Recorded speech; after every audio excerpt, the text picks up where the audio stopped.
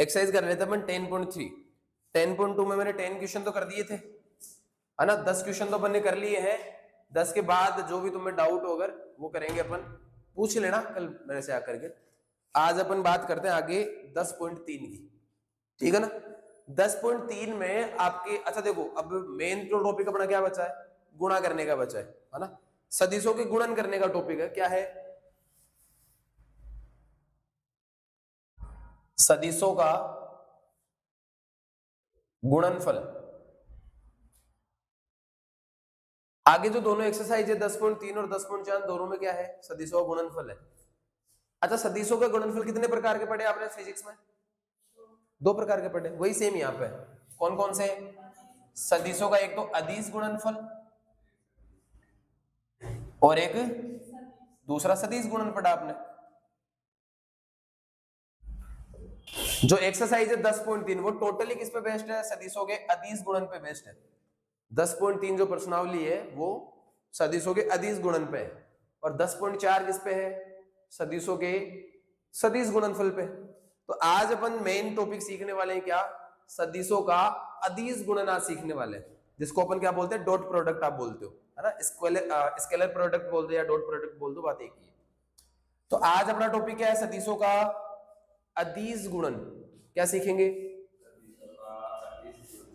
ठीक है। अच्छा सदिशों के अदिश गुणन को किससे रिप्रेजेंट करते हैं अपन, ए सदिश डॉट डॉट प्रोडक्ट इसको बोलते हैं। सदिश गुणन को किससे, सॉरी अदिश गुणन को किससे रिप्रेजेंट करते हैं, ए डॉट बी से, और सदिश गुणन को ए क्रॉस बी से अपन रिप्रेजेंट करते हैं। अच्छा सर ऐसा क्या खास अंतर है दोनों में, ए डॉट बी यानी कि डॉट प्रोडक्ट में, अदिश गुणन में और सदिश गुणन में, मतलब ए क्रॉस बी में इतना क्या डिफरेंस है। देखो जब अपन बेटा ए डॉट बी करते हैं ना, तो इनका जो आउटपुट आता है वो एक अदिश राशि निकल के आता है। अच्छा आपने देखा भी होगा फिजिक्स में, आपको क्या बताया गया अदिश गुणन के लिए, अदिश गुणन के लिए आपको यह बताया गया है कि ए सदिश का और बी सदिश का अगर डॉट प्रोडक्ट किया जाए तो कैसे निकलता है, वो कैसे निकलता है, ए का परिमाण और बी का परिमाण, mod of A mod of B और कोस थीटा, ऐसे तो निकलता है। अब आप देखोगे ना तो एक का परिमाण, परिमाण एक संख्यात्मक रूप निकलेगा, मतलब अच्छा परिमाण तो अदिश राशि होती है वैसे भी, मतलब ए का जो मोड निकलेगा वो मोड क्या होगा, एक अदिश राशि होगा।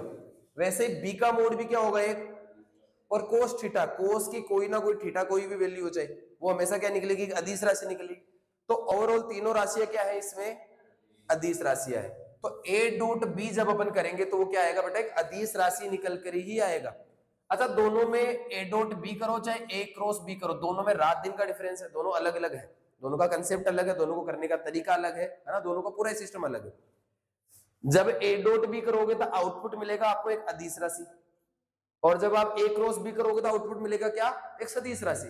और इसीलिए इनको क्या बोला जाता है, इसको सदिशों का अदिश गुणन बोला जाता है क्योंकि अदिश राशि प्राप्त होती है, और इसमें सदिशों का सदिश गुणन बोला जाता है क्योंकि इसमें एक सदिश राशि प्राप्त होती है। चलो बाद की बातें अपन बाद में करेंगे, पहले अपन फिलहाल ये समझ सकते हैं कि किसी भी सदिश का अगर अदिश गुणन करना है तो उसका अपने पास क्या तरीका है, ये फॉर्मेट एक निकल के आता है, ये नॉर्मली अपन ने देखा भी। इसी से अपन थीटा भी निकाल सकते हैं। अच्छा कोस थीटा की वैल्यू मान लो निकालनी हो तो कोस थीटा क्या जाएगा, देखो मुझे पता है ये दोनों मल्टीप्लाई में इधर आके, तो ए सदिश और बी सदिश का डॉट प्रोडक्ट और अपॉन में मोड ऑफ ए सदिश और मोड ऑफ बी सदिश, इससे क्या निकल जाएगा बेटा, अपन कोस थीटा की वैल्यू भी यहां से आराम से फाइंड कर सकते हैं, नॉर्मल सी बात है। अब देखो पहली चीज तो सर ये थीटा जो है ना, इस थीटा के बारे में जानते हैं अपन, सदिशों के बारे में अपन जानते हैं, कैसे डॉट प्रोडक्ट निकालेंगे वो सीखेंगे अपन धीरे धीरे धीरे धीरे कैसे निकलता है, और इनका मोड निकालना, इनका परिमाण निकालना अपने को पहले से आता है। थीटा क्या चीज है सर, दो सदिशों के बीच के कोण का क्या मतलब है, देखो दो सदिशों के बीच का मान लेते हैं, देखो नॉर्मली मैं देखो अगर कि एक सदिश मान लिया मैंने ए सदिश, एक सदिश क्या मान लिया मैंने, हाँ जो कि कैसे जा रहा है इस दिशा में, दूसरा सदिश जा रहा है कौन सा, बी सदिश, कौन सा सदिश, अच्छा ध्यान रखना दो सदिशों का कोण तभी बनता है जब दोनों सदिश एक दूसरे से अलग अलग दूर जा रहे हो, है ना। ऐसा नहीं कि आप कहीं बना दो एक कोण इधर जा रहा है दूसरा कोण इधर ही आ गया, एक सदिश इधर जा रहा है दूसरा सदिश इधर आ गया, इसमें सदिश का कोण थीटा यहां नहीं बनेगा, ये कोई सदिश का कोण, दो सदिशों का कोण कब बनता है जब दोनों सदिश एक दूसरे से क्या हो, दूर हट रहे हो, धीरे धीरे दूर की तरफ जा रहे हो, सही है ना। तो दो सदिशों का कोण इसको बोला जाता है, दो सदिशों के बीच का जो कोण, जब दोनों सदिश एक दूसरे से दूर जा रहे हो, वो कोण क्या होता है? सदिश का कोण होता है। चलो अच्छी बात।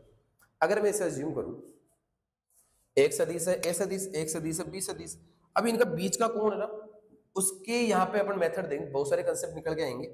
हो सकता है ना ये थीटा 90 डिग्री हो, मतलब दो सदिशों के प्रकार समझना चाह रहा हूं मैं। देखो हो सकता है दो सदिश एक दूसरे से 90 डिग्री पे एंगल पे हो, कि एक सदिश और दूसरा उसके एकदम लंबवत हो सकता है दोनों सदिश एक दूसरे के समांतर हो, है ना, हो सकता है दोनों सदिश एक के ऊपर एक ही हो, संपाती हो। तीन चार कंसेप्ट इसके बनते हैं, तो अपन तीनों चार कंसेप्ट एक बार क्या कर लेते हैं, देख लेते हैं। पहला कंसेप्ट मैं ये देख रहा हूं, पहला सदिश, अगर आपका ए सदिश और बी सदिश दोनों क्या हो, लंबवत सदिश हो, मतलब दोनों के बीच का कोण क्या हो, तो पहला कंसेप्ट क्या हो गया, दो सदिश जब क्या हो, दो सदिश लंबवत हो। लंबवत होने का मतलब क्या हो गया कि सर दोनों के बीच का कोण 90 डिग्री है, मतलब दोनों सदिश कुछ इस प्रकार से है कि ए सदिश हो गया, ठीक है, और ये एकदम सीधा हो गया बी सदिश। जैसे कि अपने अक्स एक्सिस, वाई एक्सिस और जेड एक्सिस होते हैं। आप देखोगे अक्स एक्सिस, वाई एक्सिस, कि अक्स एक्सिस और वाई एक्सिस के बीच में क्या है, एकदम 90 डिग्री बनता है, परपेंडिकुलर होते हैं। वैसे जेड एक्स एकदम बाहर की तरफ निकलता है, जिसको अपन कुछ ऐसे शो करते हैं, वो भी क्या होता है, तीनों अक्स अपने आप में क्या होते हैं, लंबवत होते हैं। जैसे अब अपने कमरे का कॉर्नर देख लो, अक्स अक्स वाई एक्स के बीच में क्या है, 90 डिग्री का कोण है, और अगर जेड एक्स भी जाएगी तो वाई एक्स के साथ भी 90 डिग्री है और अक्स अक्स के साथ भी। तीनों अक्षों का एक दूसरे के साथ क्या संबंध होता है, तीनों अक्ष एक दूसरे के लंबवत होते हैं, है ना। चलो इतनी सी बात तो आपको पता भी है, नॉर्मल सी बात। इसका मतलब सीधा सीधा ये हो गया, अगर दो सदिश लंबवत मतलब उनके बीच का कोण थीटा कितना है बेटा, 90 डिग्री है। थीटा क्या है, 90 डिग्री है, सीधी सी बात ही रही। तो अपन उनका डॉट प्रोडक्ट क्या आएगा, कि सर इनका प्रोडक्ट क्या आएगा, कि अगर मैं ए सदिश को डॉट करूं अगर बी सदिश के साथ, दोनों का अदिश गुणन कराना चाहूं, तो वही होगा सीधा से ए सदिश और बी सदिश का माप जो भी है ना, परिमाण, और कोस थीटा, ये तो अपने को पता है, ये तो फॉर्मेट है इसका फिक्स। इतना तो पता है कि दो सदिशों का डॉट प्रोडक्ट कैसे आएगा, इस प्रकार से आता है। चलो तो थीटा की जगह थीटा की वैल्यू पुट करो, कोस थीटा, थीटा कितना है 90 डिग्री। अच्छा कोस 90 की वैल्यू क्या होती है, 0 डिग्री। तो ए डॉट बी अपने आप क्या निकल के आ रहा है, अगर A dot B cos theta अगर 90 डिग्री है, मतलब अगर दो सदिश एक दूसरे के लंबवत है, तो परिमाण का कोई वहां फर्क नहीं पड़ेगा, थीटा क्या कर देगा, सबको 0 बना देगा, क्योंकि कोस 90 0, इसकी वजह से ए डॉट भी हमेशा क्या आएगा, 0 ही आएगा। मतलब यदि अगर दो सदिश एक दूसरे के लंबवत है, देखो छोटा सा कंसेप्ट है लेकिन कई जगह काम में आएगा। दो सदिश एक दूसरे के अगर लंबवत है, इसका मतलब सीधा सीधा क्या हो गया कि उन दोनों सदिशों का डॉट प्रोडक्ट हमेशा क्या आएगा, 0 ही निकल के आएगा। जैसे कि अभी अपन ने एक्स एक्सिस, वाई एक्सिस और जेड एक्सिस के लिए बात करी थी, तो इसका सीधा कंसेप्ट क्या हो गया, अगर मैं एग्जांपल की बात करूं तो इसका सीधा कंसेप्ट ये हो गया, ये थोड़ा दिमाग में भी रखना, याद रखना इसको, कि अगर मैं एक्स एक्सिस के लिए आई के, है ना, और मल्टीप्लाई, सॉरी क्रॉस प्रोडक्ट करा दिया मैंने, कि एक्स एक्सिस के लिए आई केप और वाई एक्सिस के लिए, अरे यार, एक्स एक्सिस के लिए आई केप और वाई एक्सिस के लिए जे केप। मुझे पता है आई केप और जे केप दोनों क्या होते हैं, लंबवत होते हैं, तो इनका डॉट प्रोडक्ट क्या आएगा, हमेशा 0 आएगा। अच्छा आई जे नहीं, जे को के साथ करा के देख लो, जे का और के का डॉट प्रोडक्ट क्या आएगा, 0, है ना। और मैं अगर आई का कराऊं के साथ, आई केप और के केप भी क्या आएगा, 0 ही आएगा। इसका उल्टा करना चाहो, जे डॉट आई करना चाहो, तो आपको एक चीज मैं क्लियर कर दूं, नॉर्मल सी बात, कि ए डॉट बी करो चाहे बी डॉट ए करो, बात एक ही है। ये कर्म विनिमयता का इसमें गुणधर्म है, सीधा सीधा सा, कि अगर आप बी डॉट ए करो चाहे ए डॉट बी करो, कोई फर्क नहीं पड़ता है ना, नॉर्मल सी बात है। यानी कि अगर इसको मैं लिखना चाहूं ना, तो इसी कंसेप्ट को अपन एक तरीके से और लिख सकते हैं, कैसे, कि अगर बी डॉट ए आ जाए तो ये भी ऐसा हो सकता है कि बी का अब आगे वाला, चलो ए था तो ए को आगे लिखो, बी था तो बी को, ऐसा कोई कंपलसरी नहीं है, दोनों का परिमाण आगे पीछे आ सकता है, दोनों एक ही बात है। इसको ऐसा लिखो चाहे इसको ऐसा लिखो, दोनों बातें एक ही है। दोनों क्या होते हैं बेटा, कम्यूटेटिव रूल यहाँ पे फॉलो करेगा, ये कर्म विनिमय होता है, दोनों का डॉट प्रोडक्ट बराबर ही आएगा, ए डॉट बी करो चाहे बी डॉट। ये छोटी सी बात ध्यान रखना कि एक्स एक्सिस को और वाई एक्सिस को अपन अगर मल्टीप्लाई करेंगे, सॉरी डॉट प्रोडक्ट करेंगे उनका, तो क्या आएगा, जीरो आउटपुट में मिलेगा अपने को। क्यों? क्योंकि वो दोनों अक्ष क्या होते हैं, एक दूसरे के लंबवत होते हैं। दो लंबवत सदिशों को अपन क्या कर सकते हैं बेटा, कौन है रे यार,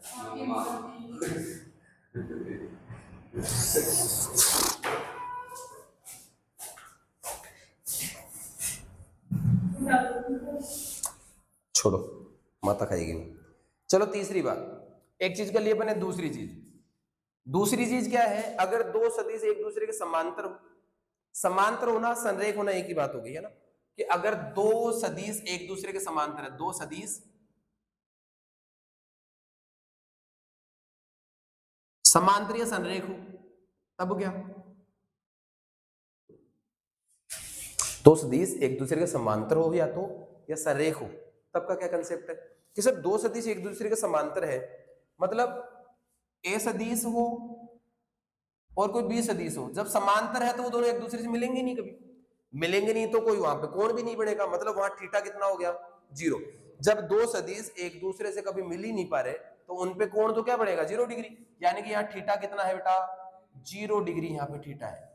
और यहीं से सारा कंसेप्ट क्लियर हो जाता है कि अगर ए सदिश है और बी सदिश है, दोनों समांतर है या संरेख है, इसका मतलब सीधी सी बात क्या होगी कि सर उनमें तो कोई कोण ही नहीं बनेगा, कोण नहीं बनेगा मतलब 0 डिग्री।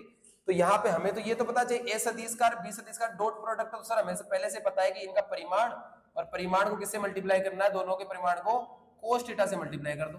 थीटा की वैल्यू अपने पास क्या है, 0 डिग्री है, सही है ना। तो थीटा की वैल्यू अगर 0 डिग्री है तो ए डॉट बी क्या हो जाएगा बेटा, वैल्यू रख के देखो कोस 0 कितना होगा।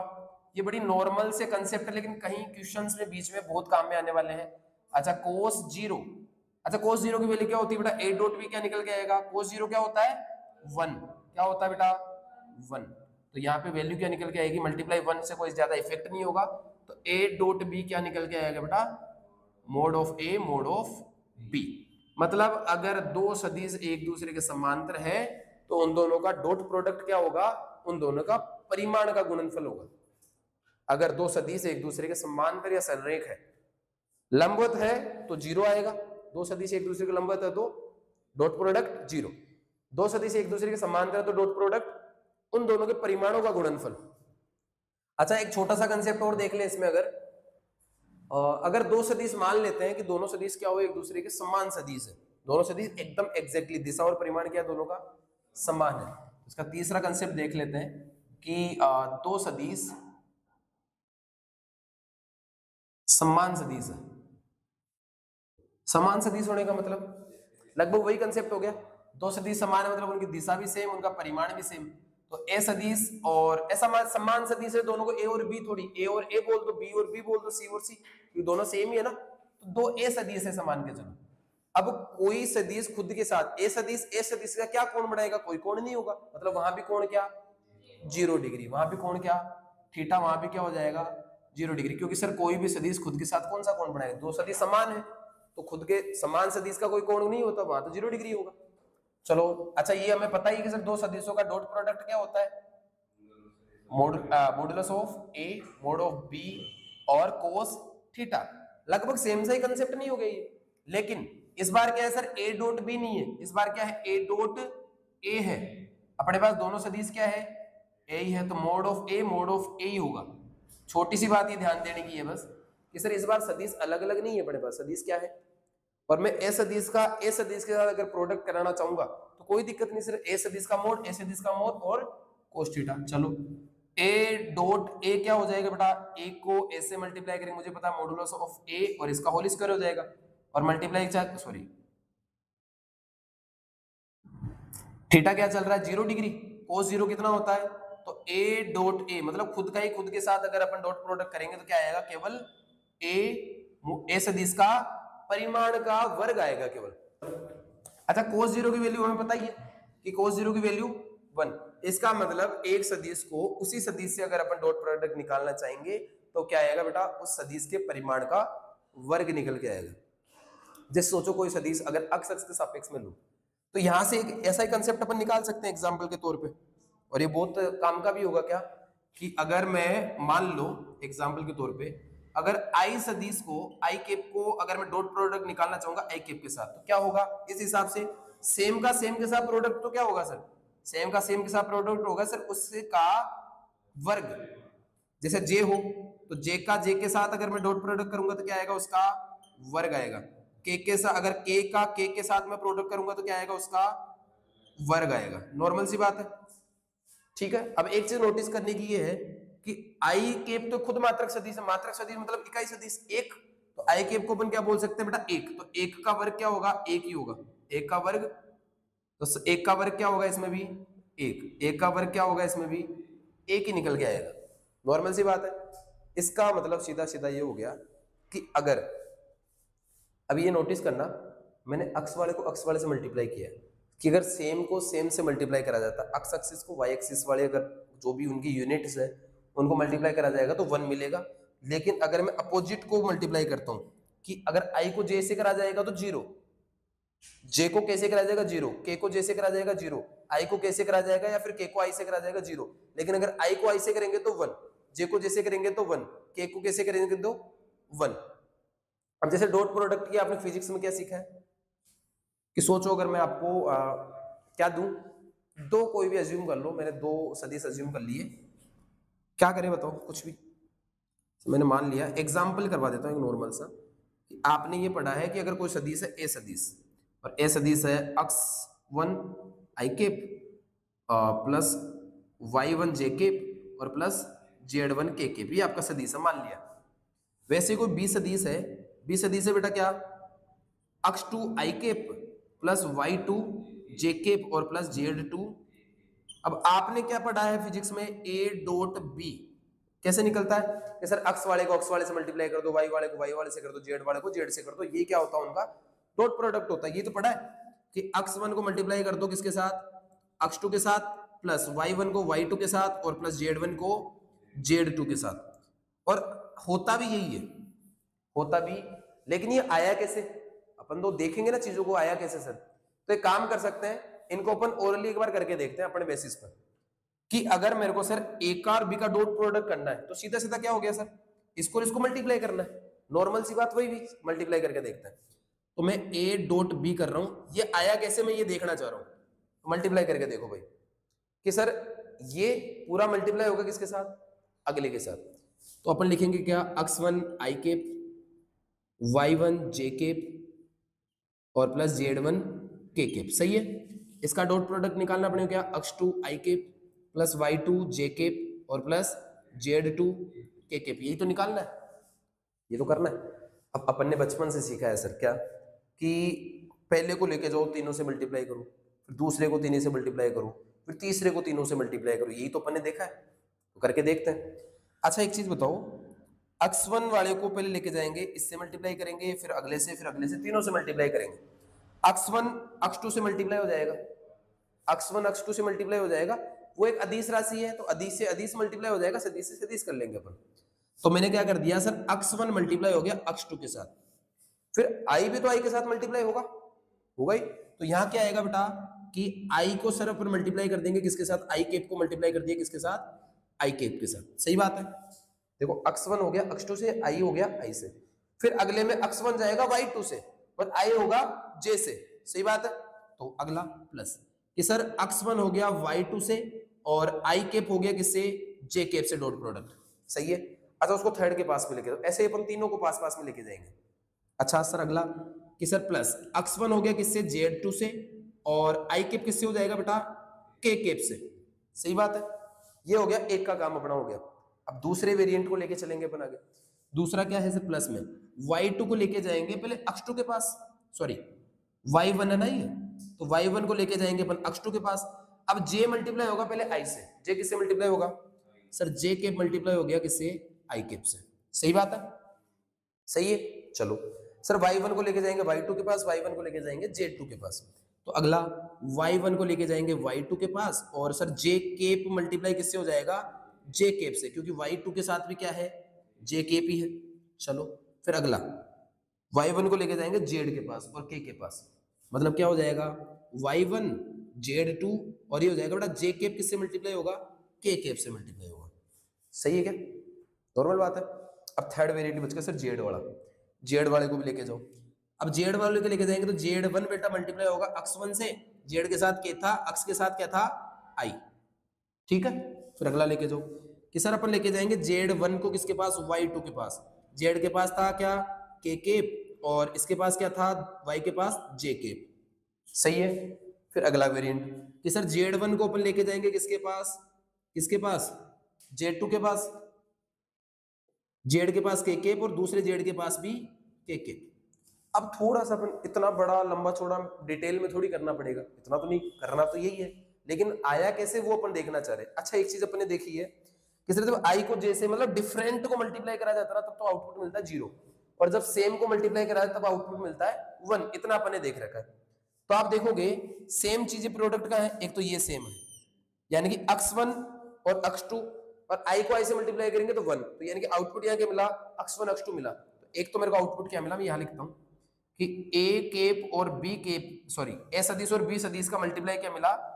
पहला वेरिएंट सर i इंटू आई, क्या होता है 1, i मल्टीप्लाई i 1, दोनों का डॉट प्रोडक्ट 1 होता है। इसका मतलब यहाँ बच गया केवल क्या, x1 और x2। एक तो ये से बच गया। सर अगला x1 y2 है, कोई सर ये तो दोनों स्केलर क्वांटिटीज है, इनका तो कोई फर्क भी नहीं पड़ता। हाँ लेकिन i मल्टीप्लाई j क्या होता है, i मल्टीप्लाई j क्या होता है बेटा 0। मुझे पता है सर दो डिफरेंट वेरिएंट्स को, दो डिफरेंट अपन क्या करेंगे, x एक्सिस और y एक्सिस को अगर मल्टीप्लाई करेंगे तो आउटपुट दोनों परपेंडिकुलर होता है, दोनों लंबवत होने की वजह से इसका आउटपुट क्या आएगा 0। तो ये 0 आएगा, तो एक काम करता हूँ इसको मैं खत्म ही कर देता हूँ, ये 0 आएगा सर, इसको लिखने का सेंस भी नहीं है। फिर वैसे ही i को और k को भी मुझे पता है, i के डिफरेंट है सर, है ना, x एक्सिस का एक तो और एक z एक्सिस का मात्रक सदिश है, दोनों मुझे पता है लंबवत होते हैं, मतलब क्या आएगा 0। i ये क्या है, j और i भी क्या होगा, एक दूसरे के डिफरेंट है, लंबवत है एक दूसरे के, मतलब ये भी 0।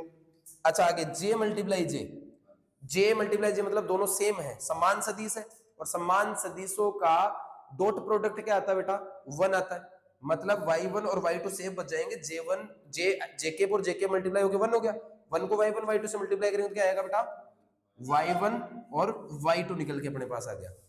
फिर j के फिर डिफरेंट है तो ये कट जाएगा मतलब 0 हो जाएगा वो।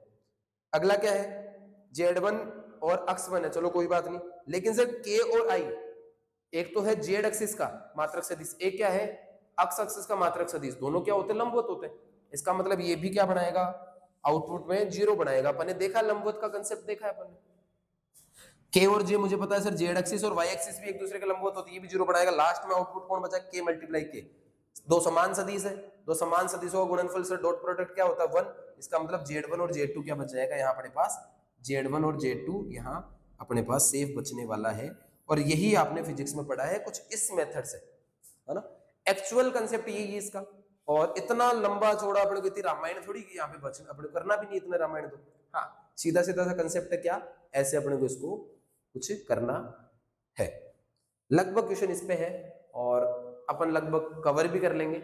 अपन इतना ये देख लिया कि सर इन दोनों का जो भी होता है आउटपुट क्या आता है, अदिश राशि आती है, इन दोनों का आउटपुट क्या आता है, सदिश राशि आती है। अदिश राशि आने की वजह से इनको क्या बोलते हैं, अदिश गुणन बोलते हैं, सदिश राशि आने की वजह से ए क्रॉस बी को बोलते हैं सदिश गुणन बोलते हैं। चलो अच्छी बात है।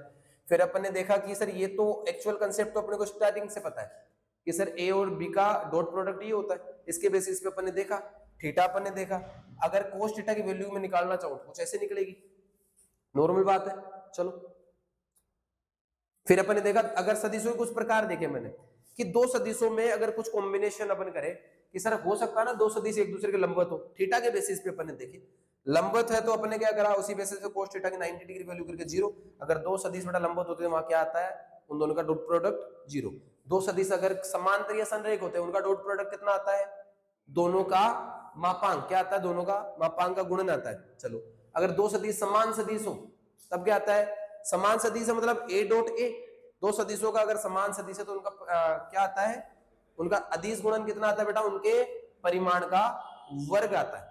ये अपन ने नॉर्मली देखा है। चलो परिमाण का वर्ग मुझे पता, अगर दो सदिश सेम सदिश है, अगर वो इकाई सदिशों की बात करूं मैं तो i मल्टीप्लाई i, सेम का परिमाण हो गया i केप क्या है, खुद एक मात्रक सदिश है, और मात्रक सदिश मतलब इकाई सदिश, इकाई सदिश का मैंने मोड करा मतलब उनका परिमाण निकाला, मात्रक सदिश परिमाण ही हो गया उनका, और परिमाण का वर्ग एक ही आया। वैसे जे केप भी क्या है मात्रक सदिश, के केप भी क्या है, जेड एक्स की दिशा में मात्रक सदिश है, ये क्या है वाई एक्स की दिशा में मात्रक सदिश है, तीनों का अपने निकाला क्या मापांक या परिमाण का वर्ग करके निकाला तो क्या निकला अपने को 1 ही आउटपुट मिला है। फिर अपने एक मल्टीप्लाई का बेसिक सा कंसेप्ट भी देख लिया, कोई ज्यादा बड़ी बात नहीं थी। उतारो उसको एक बार।